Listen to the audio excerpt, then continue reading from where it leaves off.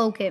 सो अब हम लोग स्टार्ट करने जा रहे हैं हमारा बेसिक वायरोलॉजी, और आई विल ट्राई बिकॉज़ इतनी सारी काम की बातें हैं नहीं। उन्होंने वही-वही बातें की हुई हैं बस रिपीटिव, तो हम लोग ट्राई करेंगे कि हम लोग एज़ सून एज़ पॉसिबल इसको कंप्लीट करें। और छोटा-सा ही ये है हमारे पास पूरे जो है ना बेसिक्स हमारे पास बहुत छोटी है, क्लिनिकल में थोड़ा बहुत है। But I will try to cover basic virology as soon as I can. ठीक है, अब सबसे पहले हमारे पास हम स्टार्ट करते हैं। वायरस जो होते हैं हमारे पास नॉन सेल्युलर ऑर्गेनिजम्स हैं, और ये हमारे पास इंडिपेंडेंट रिप्लिकेशन नहीं कर पाते, और इसकी वजह से ये एटीपी अपने पास, बिकॉज हमारे पास ये अपनी एटीपी नहीं बना सकते, they need host for the replication. तो जाहिर सी बात है, अगर होस्ट होगा तभी वो अपनी प्रोटीन बना पाएंगे, वरना नहीं बना पाएंगे। और ये हमारे पास लाइट माइक्रोस्कोप पे नहीं देखे जाते। इनके पास अब स्ट्रक्चर के पास क्या होता है, एक इनके पास इंटीरियर कोर होती है, डीएनए या जो भी न्यूक्लिक एसिड होता है, डीएनए वायरसेस होते हैं या आरएनए वायरसेस होते हैं, एक कोट होता है ऊपर। और उस कोट में क्या होता है कि हमारे पास एक लिपोप्रोटीन लेयर होती है जो एनवेलप बनाता है, और इनके पास कोई न्यूक्लियस, साइटोप्लाज्म, माइटोकॉन्ड्रिया या राइबोसोम नहीं है। ये होस्ट इनको चाहिए होता है, ये होस्ट चाहिए होता है, तो ये ओब्लिगेट इंट्रासेलुलर पैरासाइट्स हैं हमारे पास। और ये लार्जेस्ट जो हमारे पास वायरस होगा ना, वो भी हमारे पास 20 नैनोमीटर का होगा, और smallest would be of 300 nanometre. ये हमारे पास रॉड स्फीयर्स की तरह से नजर आते हैं ऑन द इलेक्ट्रॉन माइक्रोस्कोप। इसके ऊपर कैप्सिड होता है प्रोटीन का। ये आपको ये चीज़ें याद करनी होती हैं कि कौन सी चीज़ किस चीज़ से बनी हुई है। लाइक हमारे पास, जैसे मैंने आपको बताया अभी, कि हमारे पास जो कवरिंग कोट है वो हमारे पास लिपोप्रोटीन लेयर की बनी हुई है, और प्रोटीन जो है वो हमारे पास, जो कैप्सिड है वो हमारे पास प्रोटीन का बना हुआ है। तो ये चीज़ें आप थोड़ी सी ध्यान देख लीजिएगा। उसके बाद हमारे पास न्यूक्लियोसोम है। न्यूक्लियोसोम हम किसको बोलते हैं कि न्यूक्लिक एसिड जो हमारे पास है उसका, और उसके साथ जो कैप्सिड है, उन दोनों को मिलाकर हम लोग बोलते हैं न्यूक्लियोसोम। उसके बाद है हमारे पास आइकोसाहाइड्रल। अब आइकोसाहाइड्रल क्या, एक शेप है हमारे पास। ये क्या होते हैं, एनवेलप्ड और नेक्ड जो है ना होते हैं, और ये हमारे पास इनके एग्जाम्पल्स में आता है पोलियो वायरस। ठीक है, और हेलिकल अगर हो और एनवेलप्ड हो तो रेबीज वायरस, सेगमेंटेड हो अगर तो हमारे पास इन्फ्लुएंजा वायरस और रोटा वायरस। ठीक है, अगर हमारे पास क्या होता है कि एक कॉपी जीनोम की होती है, लेकिन सब में एक कॉपी होती है जीनोम की, सिवाय रेट्रोवायरस के, उसमें हमारे पास एक नहीं होती। ठीक है, अब उसके बाद है कि टारगेट ऑफ एंटीबायोटिक्स। अब जाहिर सी बात है, हम एंटीबायोटिक्स देंगे तो उनका टारगेट क्या होगा, वायरस को वो कैसे किल करेंगे, वो करेंगे by targeting the nucleic acid of the virus. अब हमारे पास वायरस दो टाइप के होते हैं, enveloped and non enveloped. Enveloped जो होते हैं ना वो लेस स्टेबल होते हैं, नॉन एनवेलप्ड जो होते हैं ना वो ज़्यादा स्टेबल होते हैं। और जो एनवेलप्ड होते हैं ना, अब वो हमारे पास कैसे ट्रांसफर होता है, जाहिर सी बात है वो स्टेबल हैं, तो वो किसी भी तरह से जो है ना हमारे पास कम कम स्टेबल हैं, तो उनको ऐसा कोई वे चाहिए जिसमें उनको कम मेहनत करनी पड़े, तो वो क्या करेंगे, ट्रांसफ्यूजन या ब्लड की थ्रू एंटर हो जाएंगे।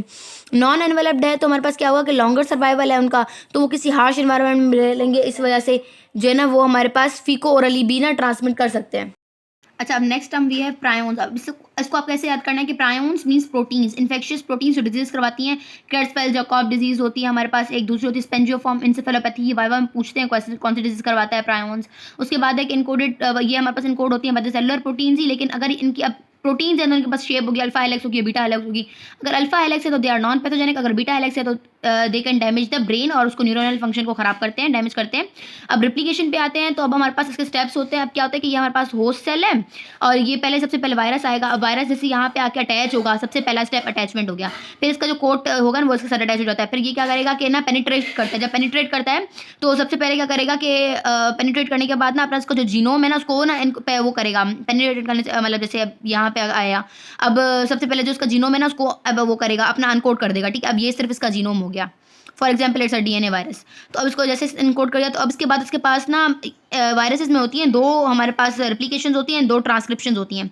सबसे पहले होती है अर्ली एमआरएनए सिंथेसिस, उसके बाद उसमें से प्रोटीन बनेगी। उसके बाद फिर जीनोम जो होगा हमारे पास वो फिर से रिप्लिकेट करेगा, और फिर लेट एमआरएनए सिंथेसिस, और लेट हमारे पास वो बनेगी, प्रोटीन बनेगी। ठीक है, और फिर हमारे पास ऐसे जो प्रोजेनी है ना वो असेस करेगी, और फिर वो जो सेल है वो बर्स्ट होगा, उसमें से बहुत सारे हमारे पास वायरसेस निकलेंगे, फिर वो जाकर दूसरे सेल को इन्फेक्ट करेंगे। ये सारी की सारी इसमें होती है हमारे पास। ठीक है, यही मैंने यहाँ पे लिखा हुआ है, attachment, penetration, uncoating, early mRNA synthesis, early protein synthesis, genome replication, mRNA replication, फिर late protein viral protein synthesis, progeny cell release. ठीक है, देन वी हैव, अब हमारे पास एक चैप्टर हमारे पास हम लोगों ने बेसिक्स से सारा कवर कर लिया। देखिए, ये हमारे पास सबसे पहले जो बेसिक्स इसमें वायरोलॉजी में बताया गया है वही है। अब इसमें आपको एक और चीज़ देखनी है, दिस इज कि नॉर्मल सेल और वायरस वाले सेल में, मैंने आपको ये पहले ही बता दिया, फिर भी देख लें इसमें से कि टाइप ऑफ न्यूक्लियस हमारे पास इसमें दोनों हो सकते हैं।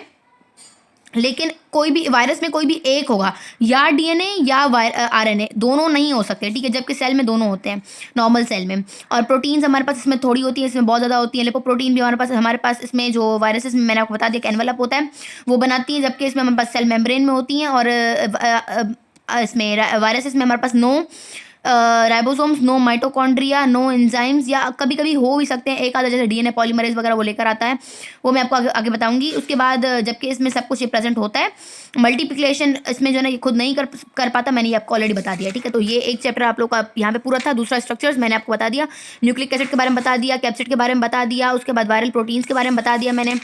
उसके बाद हम लोगों ने यहाँ पे प्रायोन्स वगैरह का भी डिस्कस किया, ठीक है। उसके बाद हमारे पास वायरल एनवेलप के बारे में मैंने बताया, ये हम लोगों ने पढ़ा कि हमारी प्रायोन्स क्या होती हैं, वायरोइड्स क्या होते हैं कि भाई इन्फेक्टिव जो भी होते हैं इसका, अब जो है ना मतलब कि कोई भी एक ऐसा मॉलिक्यूल आरएनए का जो विदाउट अ प्रोटीन या एनवेलप के हो, लेकिन वो हो हमारे पास इन्फेक्शियस, ठीक है, तो हम लोग उसको बोलते हैं। और वायरियन भी हम लोग उसको बोलते हैं डिफेक्टिव जो हमारे पास वायरसेस होती हैं एक, ठीक है।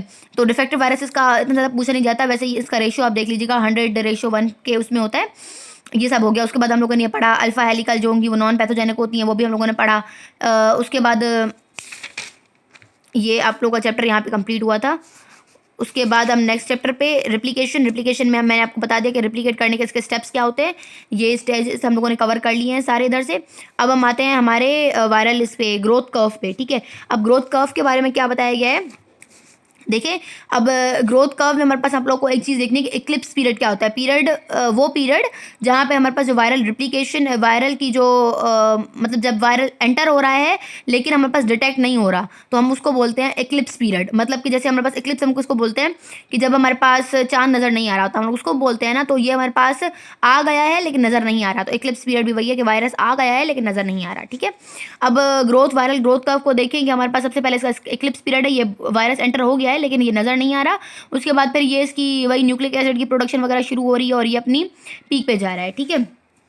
यही है, देखें मैंने बनाया पहले कि पहले जो है ना छोटा सा हम लोग के पास एक डाउन आ रहा होता है, ये इक्लिप्स पीरियड होता है, फिर ये अपनी मल्टीप्लिकेशन करता है, एक टाइम पे जाके ये लेटेंट हो जाता है। लेटेंट मतलब कि जहाँ पे वो अपना इफेक्ट नहीं दिखाए, ठीक है। उसके बाद है कि लेकिन डिटेक्ट होगा लेकिन इफेक्ट नहीं दिखाएगा, यहाँ पे डिटेक्ट ही नहीं होगा इक्लिप्स पीरियड में। उसके बाद हम आते हैं कि